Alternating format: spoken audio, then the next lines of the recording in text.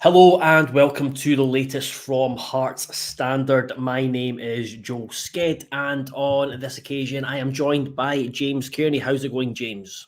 Yeah, good. Yeah, quite nervous today, but I'll try and keep that to myself because, of course, Partick Thistle have got a playoff tonight, but we're not here to talk about them.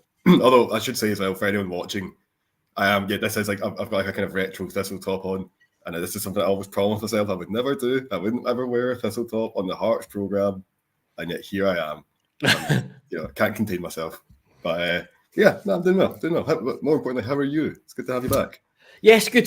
It's been almost 3 weeks, so it was good to get away. But back to got back yesterday just before midday, and basically right back into it. Was at the presser today. He's got an interview as well with Cammy Devlin, exclusive to Heart Standard. That will be up next week or in bits over the next couple of weeks. So yeah. It was good to get away and then straight back into the hectic nature of the job, but fine. We to allow James, we're recording slightly earlier to allow James to go to a beer garden ahead of Partick Thistle's Premiership playoff with Airdrieonian second leg this evening. So yeah, fingers crossed for you, James, on that side. I'll be watching to keep an eye on Lewis Nielsen. Tonight, he will, of course, yeah. That's why I'm really going. Lewis Nielsen, lone watch. That's why I'll be there. Yeah. On business terms, of course, probably half a dozen pints deep. Yes. But that's why we're recording slightly earlier. But we are going to, as well as preview the Dundee game, we're going to talk about European qualification. So we'll start with that because we'll leave the Dundee game to the end of the show. Just looking at what Europe means for Hearts next season. Now, we've obviously secured third place, which guarantees at least Europa Conference League group stage or league phase football because of the new format. However, it was revealed late last night by Gavin from Scotland's Coefficient that Hearts could actually, in a way, get straight into Europa League phase if certain things happen. And those certain things happening are Dortmund and Atalanta finishing outside the top four in the Bundesliga and Serie A respectively, but also winning the Champions League and Europa League. So Dortmund are in the final with Real Madrid, and Atalanta are in the final with Bayer Leverkusen, who are undefeated this season. So, I mean, there's a chance. There is a chance, but at the same time, I could see Atalanta and Dortmund failing to finish in the Champions League spots. Yeah, sure, that could happen. But asking Dortmund to beat Real Madrid in a European Cup final, that's a big ask. I'm still pretty sure that Aberdeen are the last team to have beaten Real Madrid in a European final. So that's unfortunately, yep. Yeah, so you think, okay, that's going to be a big ask. And then the other one, of course, you got Leverkusen, who are apparently unbeatable. I saw a thing the other day. It was like all the games where they've scored beyond the 90th minute, and it's about 15 games or something crazy like that. They've done it so often, so it is a possibility. I wouldn't bank on it though. I would say that if I was a betting man, I'd be putting my money on Real Madrid in the final because they're Real Madrid. This is just what they do. And then Leverkusen again, yeah, there's clearly something special happening there, and yeah, I can't see both. One maybe, but both seems unlikely. So I think the playoff. I think Hearts will be contesting that playoff. So we'll come on to. I want to ask about the differences between the two and what, if it was you looking at the format and what's in store, what competition you'd prefer to be in. But we'll get to that. And I just on the predictability or likability of this happening, I think I've seen someone put it at under 3% chance of. Wow.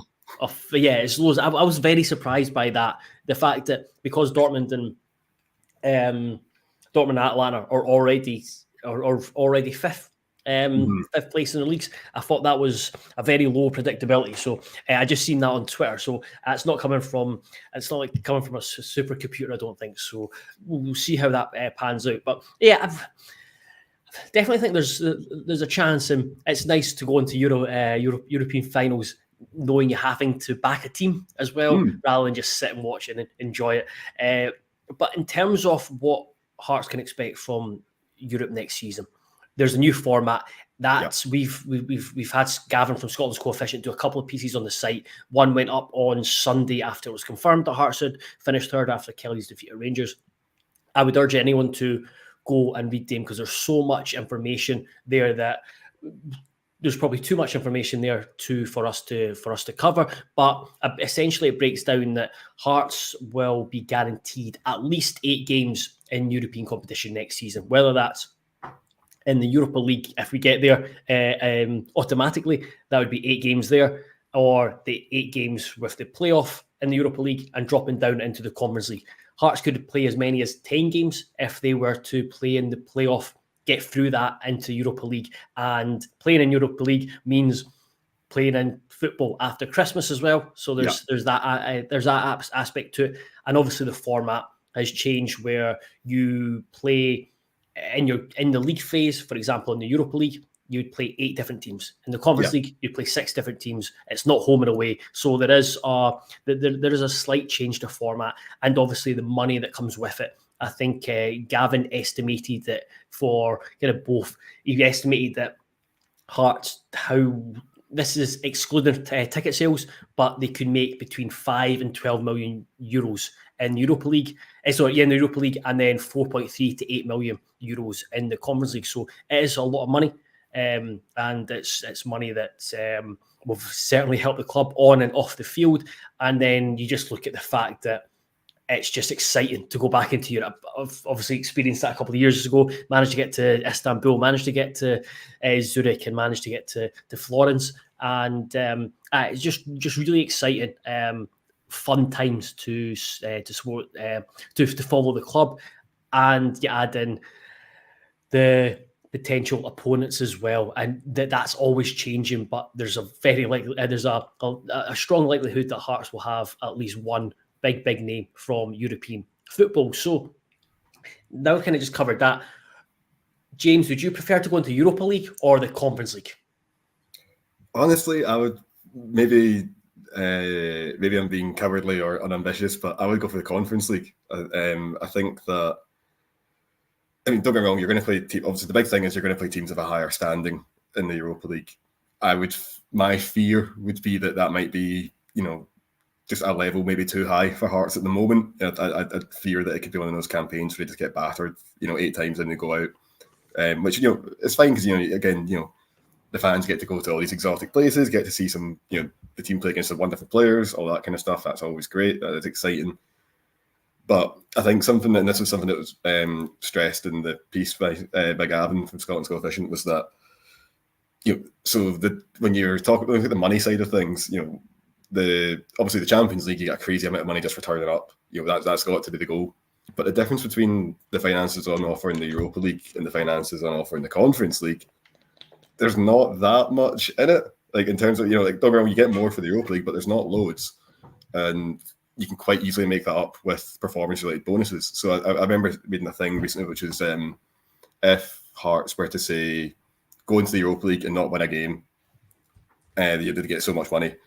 But if they go into the Conference League and win 2 games and get 1 draw, they've made just as much money. And they reach the knockout stages as well. So that seems doable to me. And I think money-wise, there's not all that much in it.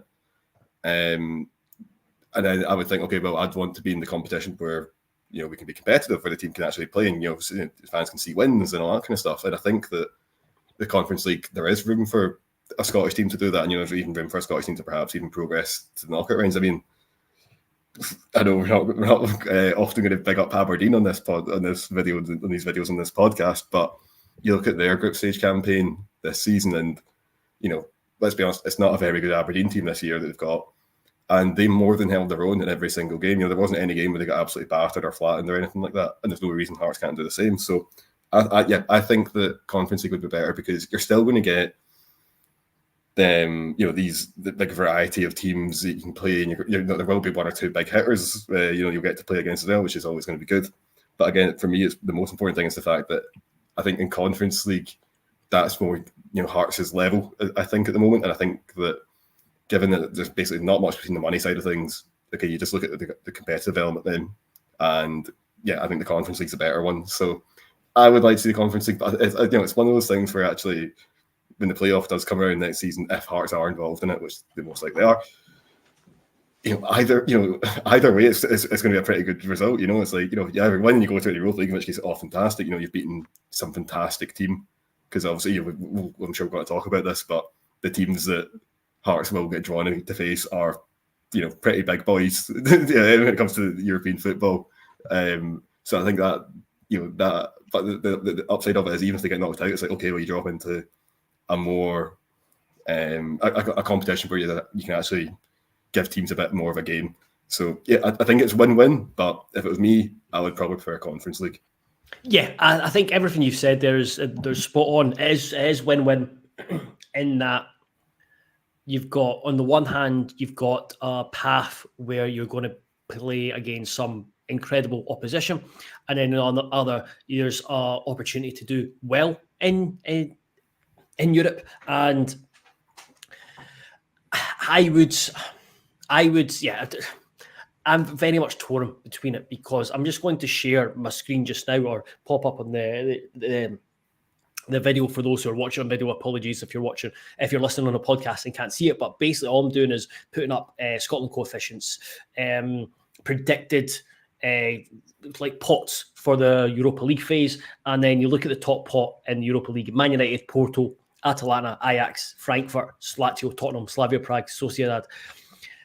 Big clubs. And obviously this changes. This just changes depending on depending on who does qualify. And then even in different pots, you've got Freiburg and Dynamo Kiev, Sparta Prague. Or the one that jumps out at me is the fact that obviously Hearts are going to be in pot 4, and most likely they're going to be the bottom ranked team in pot 4. But just to give you a flavour of some other pot 4 teams in the Europa League, Atletico Bilbao. Athletic Bilbao, they're a brilliant team. Nice, got, billions behind them. These are some proper teams. Even like Besiktas are in there. A lot of excellent players, a lot of good quality players.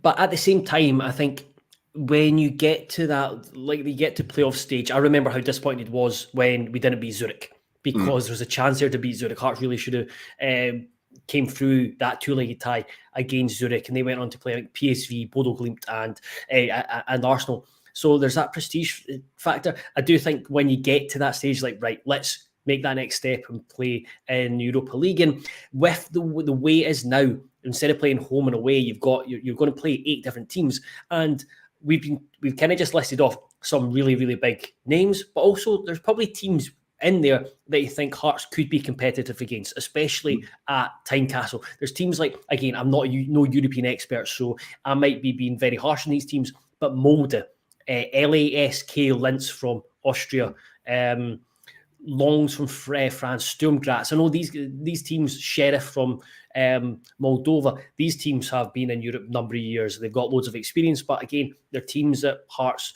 probably should be able to compete against. Unlike when you look at Fiorentina and Istanbul Basaksehir, they are 2 teams who are turned out to be very, very, very good. And I think that kind of, it was quite chasing at times how well they played, especially at Tynecastle, and Hearts were a fair bit off. Probably felt we should have been a wee bit more competitive against them, but the fact that both of them went in deep into Europe that season, and again Fiorentina are in the final of the Conference League again this season, shows that there's a lot of quality there. So I'll just bring up the Conference League, and then you see the opposition in the Conference League. It's much more varied, and there is a real opportunity for not just to be competitive, but potentially even qualify through the Conference League as well. So that would be really exciting, to be able to not just go away in Europe and enjoy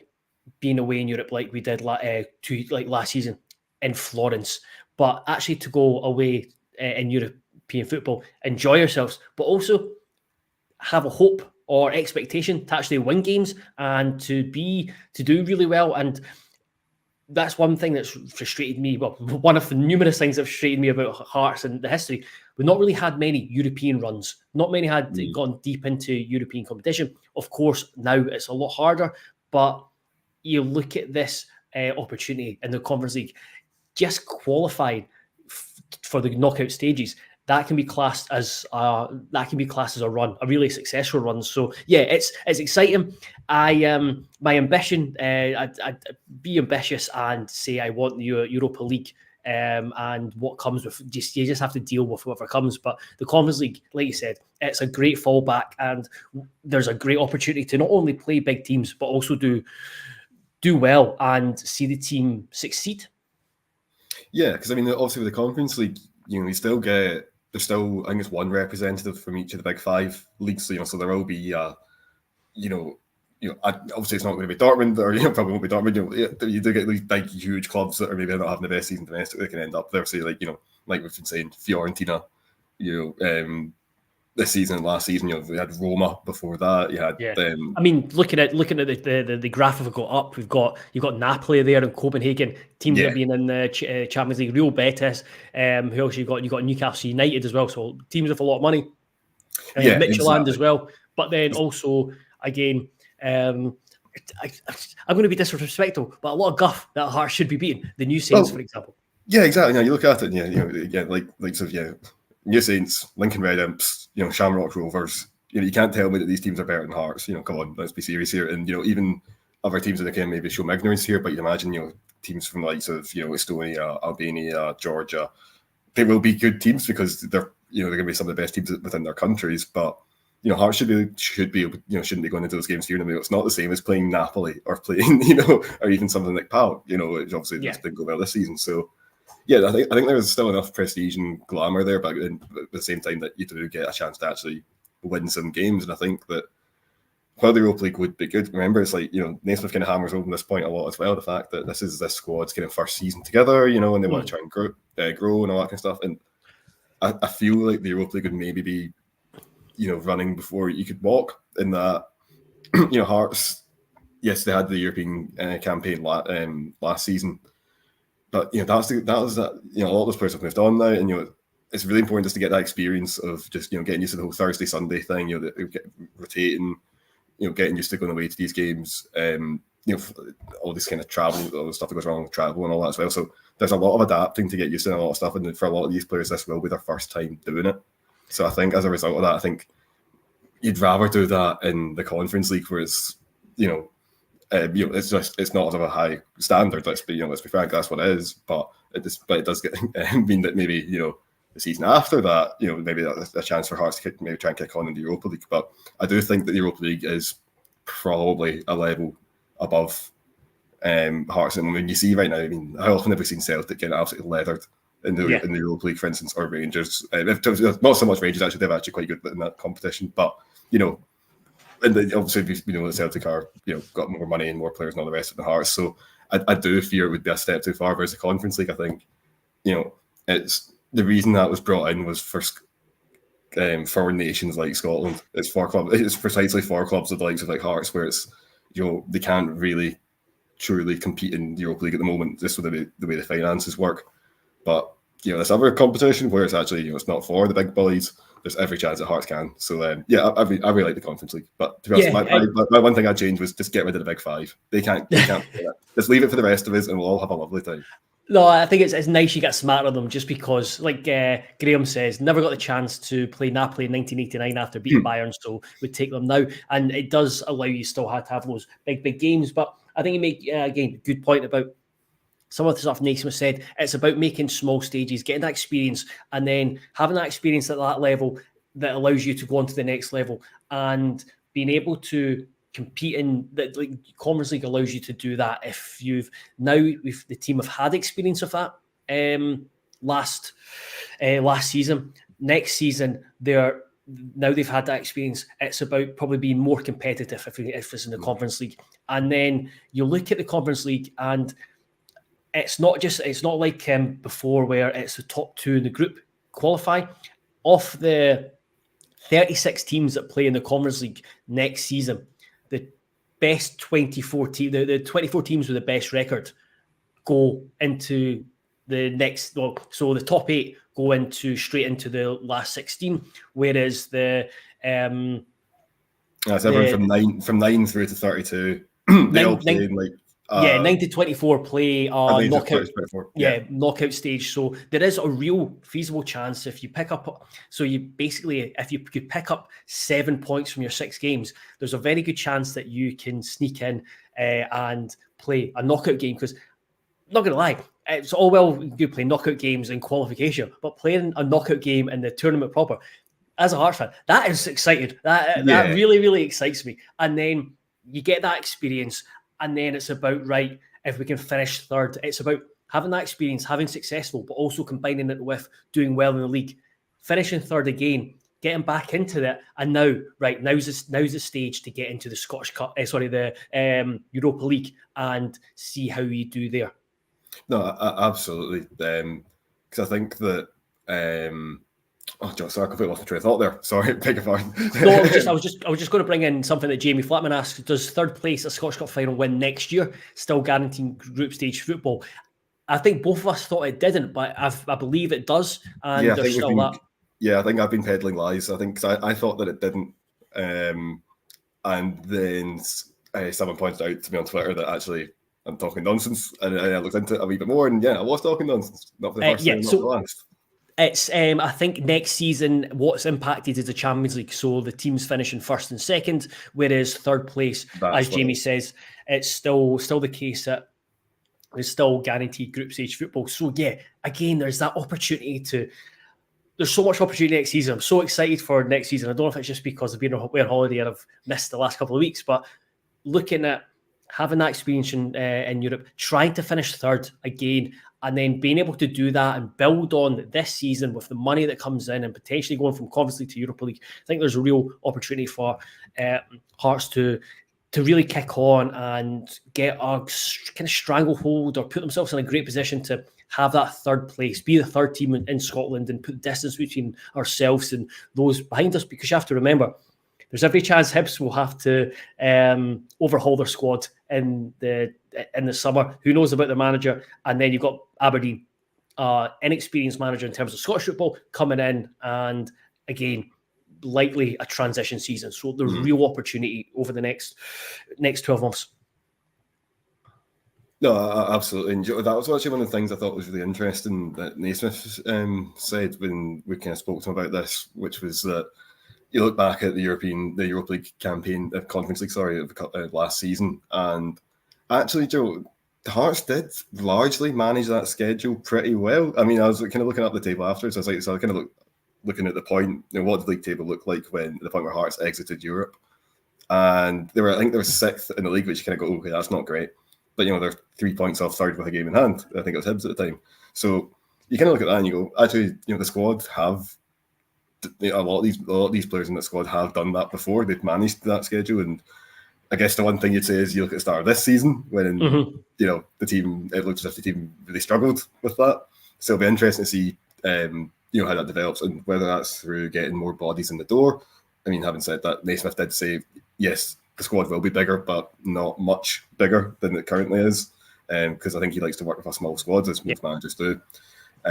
So yeah, there will be. I think that'll be the biggest test, to be honest. Will be the just managing to compete on both fronts simultaneously, and imagine having, because the team's going to have to get rotated a lot. We've already obviously seen a lot of that this season already. That's good. It means the players are used to the idea of certain players dropping in and out. It's not focused on one or two very key players the whole team's built around, with the exception of Shankland.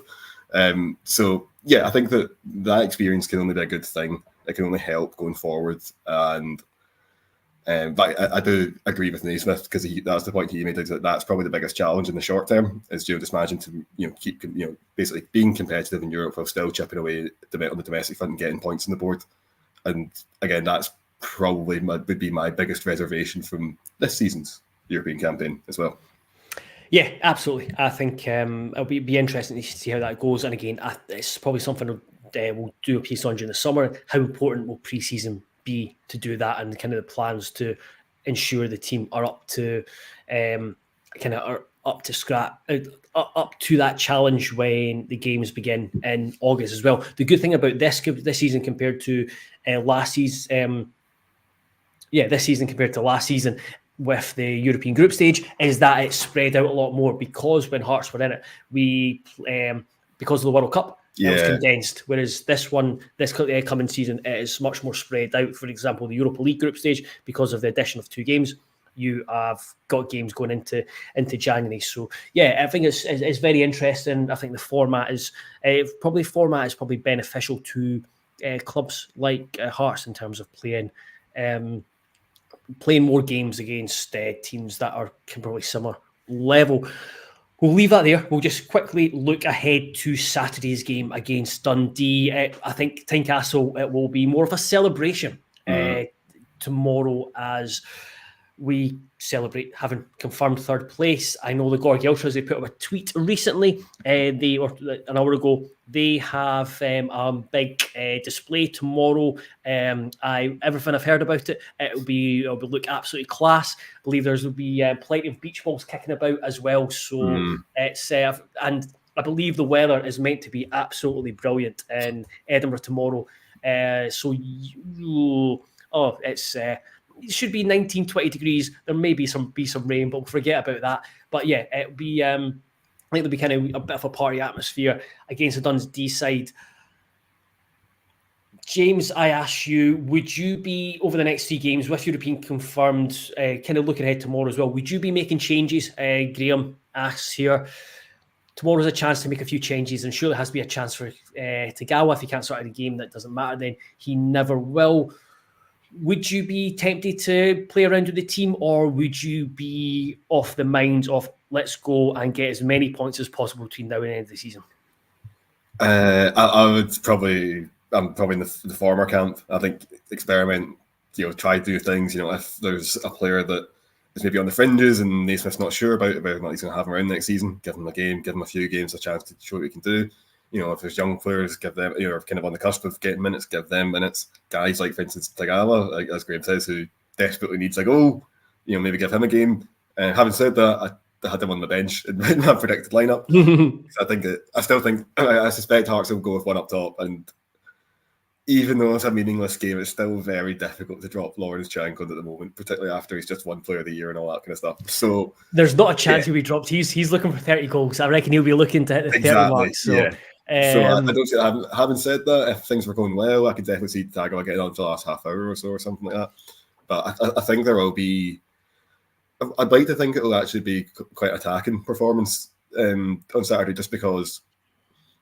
Yes, okay. There's a whole thing about finishing as many points as you can get and all that, but ultimately, it doesn't really matter. So you might as well just take the handbrake off and have a go. And if we're we've seen it at times this season, particularly the last game against Dundee at Tynecastle, where, Hearts went kind of 4-3-3, went really attacking, and they reaped rewards. And okay, it's maybe a bit risky to do that for 90 minutes.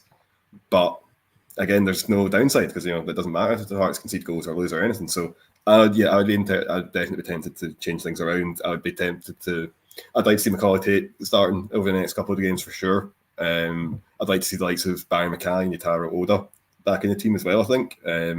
Just getting some minutes, getting some game time.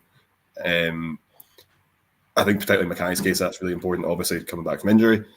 So yeah, I mean, I think it'll be a pretty strong starting 11 Naismith will go for. I think you might see one or two, like maybe Macaulay Tate or Aidan Denham might sneak in. But then after that, I think if the game is going well, I could see certainly lots of kind of French players and all that getting a chance. But probably only if it's going well, I would imagine. And do you start Craig Gordon over the next 3 games? Yeah, I think you give him at least one game out of the 3 for sure. I mean, I don't see why not. I think that I would imagine Xander Clark's place in the plane to Germany is surely pretty nailed on at this stage. Yeah, I think him and Angus Gunn. I would think, I think him and Gunn are surely going, and I think we're all obviously assuming that they're going to take 3 goalies. That leaves you between Craig Gordon and Liam Kelly. Now, personally, I think there's only one choice there. I don't think that's a difficult decision to make whatsoever.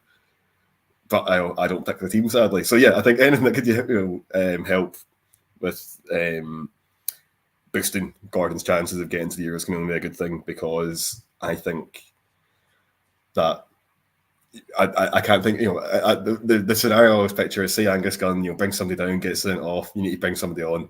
Who you want to bring on? If you got Xander Clark on the bench, you got Liam Kelly on the bench, you got Craig Gordon on the bench. I want Craig Gordon. So yeah, give him a game. Give him a game. Yeah, so I've asked you those questions, and I kind of know the answers to some because of the press conference today with Stephen Naismith. So because that's embargoed until 10:30, the one I'm in, means I can't answer those questions without giving away stuff. So what I would say is, I think over the next 3 games, because it's 3 games in a week, I think you'll naturally see rotation. That's the other factor, of course. Yeah, that's a big thing. And another thing from Naismith, I don't think he's the type of manager who will just give players minutes for the sake of giving them minutes. I don't think he'll give. I think he is someone who, if you have to earn your time on the pitch wearing a Hearts top, rather than just going, oh, you know what, we'll see. This guy's maybe not played as many games or not done as well, or he's a young guy. We'll see how he gets on over the next 3 games. I don't think that's his attitude to it. So I think there will be a balancing act between that in terms of what you said about getting fringe players minutes, but the fact that, like you said, in your predicted lineups, you had like Tagal on the bench. I think that's what it'll be. I think it will be the strongest team as possible. With rotation coming in and then potentially opportunities off the bench. That's how I would see it. Yeah, no, I think that's pretty fair. But yeah, when you do put it like that, it's like, Naismith, he's not just going to play somebody just for the sake of playing it. You're right, but I mean, I'd assume that everyone's trying and training and all that kind of stuff. I'd assume that there's a plausible argument for all these players to start. I'm sure it's not going to be like Barry Mackay. No, he's he doesn't bother his arse in training. He's never getting. Absolutely. I'm sure he works hard and all the rest of it. Yeah. I think the standard or the expectation at training is very, very high. So there's that where I think those opportunities are usually there for the players because they've put the work in. What do you think? We won't dwell on too much on tomorrow's game. Obviously, we'll talk about it on Monday. Give me a prediction before we go, because these games have been very entertaining and very high scoring, certainly the last couple between Hearts and Dundee. Yeah, so I mean, depends on tactics, set up, all the rest of it. But again, I would like to think we'll see Hearts playing the handbrake off tomorrow, just because there's no skin in the game essentially. So I think there could be goals. Yeah, I'll maybe go. I think 4-1, 4-2, something like that for Hearts. Like I think lots of goals. Might probably get to see Dundee getting a couple as well, because I think they play some good stuff. But yeah, I think entertainment will be the order of the day, and rightly so, because it's going to the sun's going to be shining, all sorts of beach balls and stuff going to get flinging about. It's going to be a party atmosphere, and just a silly game of football is great. Just where there's lots of goals and it's all a bit chaotic. That's exactly what you want in that scenario. So yeah, I'll go for goals. Yeah, I'll go 3-1 Hearts. And in terms of like between now and the end of the season, there's a few things I do want us to see. Want to see us start scoring more goals in the next 3 games, so that we finish with the 3rd best goal scored. We're trailing a few teams at the moment. We have got the 3rd best defence, and I'm hoping that we'll keep a couple of clean sheets. So if we finish with under a goal conceded a game or a goal conceded a game, I think that's always a decent barometer of a good season, and the importance of winning one more home game at least to bring us up to 10 home wins as well. And there's an opportunity, if we can get 7 points from the next 3 games to finish on 70 points, that would be class. Again, we've talked about it previously about how where that would rank in terms of Hearts achievements in terms of points total. So yeah, I think there's still wee targets to get for the team. So definitely be looking to achieve that. Before we go, very, very quickly, Graham has asked, do you think Nacy should be on the Manager of the Year list? Might not have won it, but should have been selected. Of course, John McGlynn won the PFA Scotland Manager of the Year. You have got an interview with him on the site today, talking about his success and talking about kind of the change in his philosophy and style. Would encourage anyone to read that. It's really good. Talks about Callum Morrison as well. So he won the PFA Scotland one with leading Falkirk to the League One title, unbeaten. The Scottish Football Writers Manager of the Year, off the top of the head, I can't remember the the shortlist, but it did I'm not sure it's feature Naismith. McGlynn, Philip Clement, Tony Docherty, and someone else who I apologise to. But I remember thinking it was strange because this will probably answer Graham's question. I thought it was strange that, for instance, Clement's on there ahead of Naismith, to be honest. Yeah. Like, for instance, you can see why Rodgers isn't there because Celtic aren't having a particularly good season, even though they might win the league. But they're not having a particularly good season. And I think the same is true of Rangers. I think again, they might still end up with a treble, but I don't think this is a particularly good Rangers side, and I don't think that either of the Old Firm managers have had particularly good seasons. So I thought that was a bit of a surprise, to be honest. I think winning it would be a bit of a stretch because ultimately look at it big picture. It's like, okay, what's Naismith done? He's finished third, reached 2 semi-finals. As we've kind of talked about before, that should be the kind of the standard for success at Hearts. He's not really massively exceeded expectations. He's not fallen short because he's done a very good job, but he's done kind of largely what should be expected. So yeah, I think that I don't think he'd actually win it. To be honest, I think McGlynn's probably a shoe-in just because it's an invincible season. Obviously those are incredibly rare. But yeah, I think this can feel a wee bit hard done by for sure. I think that, particularly with Dundee. How many league games have Dundee actually won this season? Is it like 10? Something like that. Which don't get me wrong, it's a good season, obviously, but you know what I mean? It's like 10, yeah. Yeah, it's not actually that many games.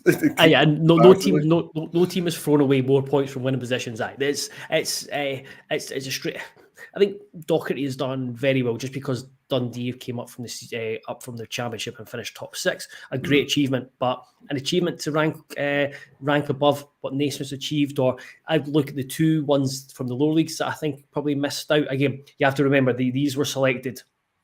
Probably I can't remember when the selection was made, but not now. It was done in the past. So sometimes it's very silly that. Yeah, it's organisation, logistical issues. But you look at Gary Naismith, led Stenhousemuir to the very first their very first title, and then Rhys McCabe as well, who's done a fantastic job. But Airdrieonians has led them into the playoffs and the championship, and having come up. Sadly, their journey will be ending tonight, though. So you can't give it to somebody who's getting tapped out in the playoffs. Oh no. That's a big talk from a man who watched his team fail in the Premiership final against Ross County in embarrassing fashion. So last season. So yes, I am surprised he's not been nominated, but I don't. Yeah, I agree with you. I think it would have been a stretch for him to win it. I think McInnes. I think he probably deserves to be there because of the transformation that Killie has had. Again, a fantastic job. 10th to 4th. Like that's obviously I don't think they're quite good there yet, but that's a big leap. So you go, yeah, fair enough. With McInnes, I get it. For instance, McInnes should be on there ahead of Clement. Absolutely. I don't understand. Don't get that one. Clement's a surprise. Clement's a surprise. So yeah, I think in conclusion, Naismith should feel hard done by not being on it, but I think it would have been a tough one to win it. But I certainly think he'd be in the conversation for Premiership Manager of the Year. We will leave it there, James, because I will allow you to get on the road and get some pints in you, get some pints of tenants in you ahead of tonight's game at Firhill. So thank you very much. Thank you very much for everyone for listening. Continue to subscribe, support, engage.